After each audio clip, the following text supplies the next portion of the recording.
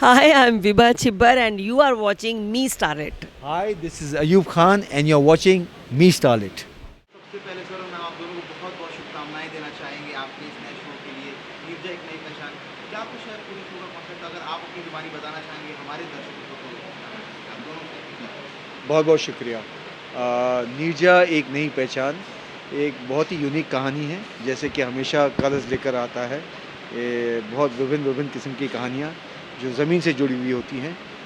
ये एक कहानी है एक माँ और बेटी की जो सोनागाची में रहते हैं। सोनागाची जो कलकत्ता का रेड लाइट एरिया है। एक माँ जो जिस प्रोफेशन से वो जुड़ी हुई है, वो चाहती है कि उसकी बेटी उसी प्रोफेशन में ना आए, वो अपने लिए एक नई पहचान बनाए, एक नया करियर अपने लिए अडॉप्ट करे। और वो चाहती है कि वो इस ये जो माहौल है इससे निकल कर एक नए माहौल में जो उसके लिए अच्छा रहेगा, ये उसकी एक जद्दोजहद है। बहुत ही प्रोग्रेसिव है क्योंकि ऐसे लोगों के बारे में सोसाइटी ज़्यादातर बात नहीं करते हैं, उनको शन किया जाता है।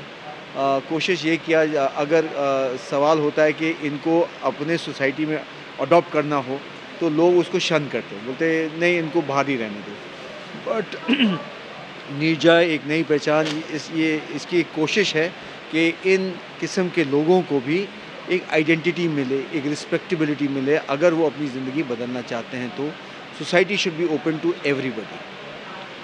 सर और मैम आप दोनों से जानेंगे ये जो पूरी कॉज है आप दोनों का क्या अप्रोच है इसके तरफ, आपका जो पर्सनल ओपिनियन है apart from your character and in your real life आप कैसे अप्रोच करते हैं इस पूरी चीज़ को?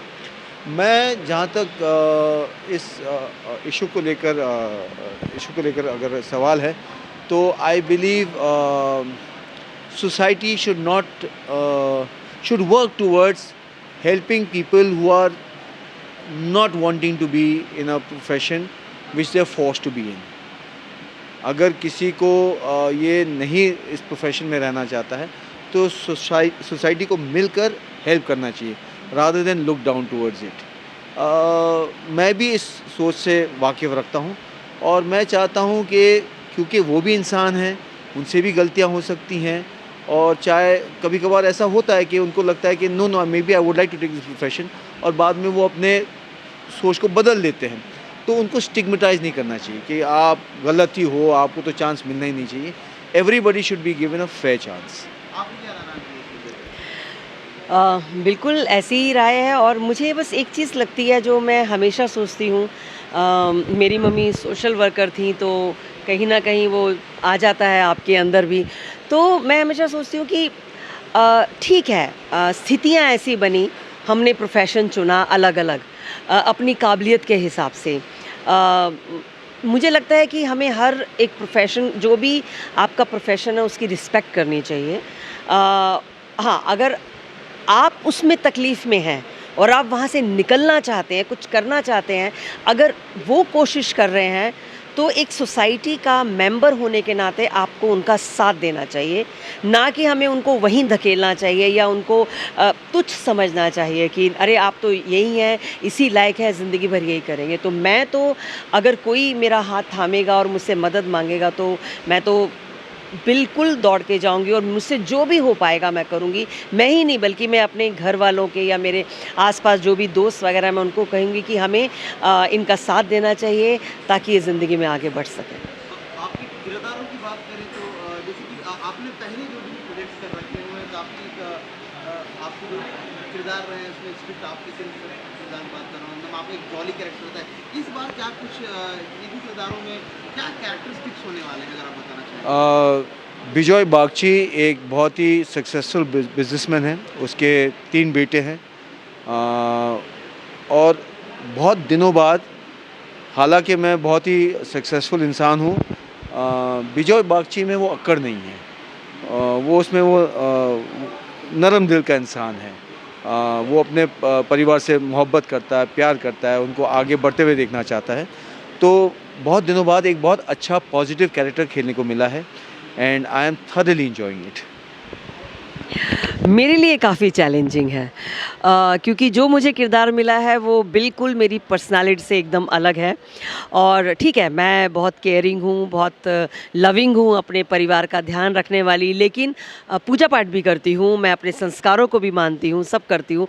लेकिन मैं रूढ़िवादी नहीं हूँ, मतलब लाइक मैं क्या बोलते हैं, दकियानुसी, बहुत ही ज़्यादा मतलब जात पात ऊंच नीच को मानने वाली नहीं हूँ मैं। जैसा कि मैंने अभी पहले भी बताया कि मैं, मेरे लिए सब बराबर हैं। I respect everyone, her profession को रिस्पेक्ट करती हूँ मैं। लेकिन उस तरह का कैरेक्टर निभाने के लिए बहुत मेहनत करनी पड़ी है, क्योंकि आप जो भी बोल रहे हैं आप स्क्रीन पर, वो कन्विंसिंग लगना चाहिए, ऑडियंस को लगना चाहिए, उसको, जो लोग इस बात को नहीं मानते उनको गुस्सा आना चाहिए कि क्या बोल रही है ये मतलब आजकल के ज़माने में ऐसी बात कर रही है। और जहाँ मैं प्यार दिखा रही हूँ, ममता दिखा रही हूँ, तो लगना चाहिए कि वाह, मतलब देखो कितनी कैसी माँ है, ये ऐसी कैसे हो सकती है। तो ये बहुत बड़ा चैलेंज है, और एक एक्टर होने के नाते मुझे चैलेंजेस बहुत पसंद हैं, क्योंकि फिर आपको मज़ा आता है अपना काम करने में। साथ ही आप दोनों से जानना चाहेंगे, इस जो शो है, नीरजा जो शो है, इसमें सबसे एक्साइटिंग क्या चीज़ होने वाली है ऑडियंस के लिए? What is the best thing जो कि ऑडियंस को देखने को मिलेगी from this? Nirja, the show itself, Yes. the storyline itself, the characters itself, you will enjoy it. Lastly would like to know message for your fans जो कि बेसब्री से इंतजार कर रहे हैं आप दोनों को टीवी पे वापस देखने के लिए, आपके किरदारों में इस नए शो के अंदाज में क्या कुछ कहना चाहते हैं? जी, बिल्कुल कहना चाहेंगे कि जैसा कि आपने ट्रेलर देखा या इसके बारे में सुना, ये एक बहुत ही यूनिक स्टोरी है, और इसको बनाया भी बहुत कमाल का है। किसी ने कॉम्प्लीमेंट दिया था देख करके कि ये तो बिल्कुल ऐसा लग रहा है कि बॉलीवुड की कोई फ़िल्म है। तो सच में उतनी ही मेहनत हो रही है, भले ही डेली सोप है, लेकिन मेहनत बहुत की जा रही है। तो आप प्लीज़ प्लीज़ प्लीज़ आप ये शो देखिए, कलर्स पर आएगा 8:30 बजे, मंडे से संडे तक।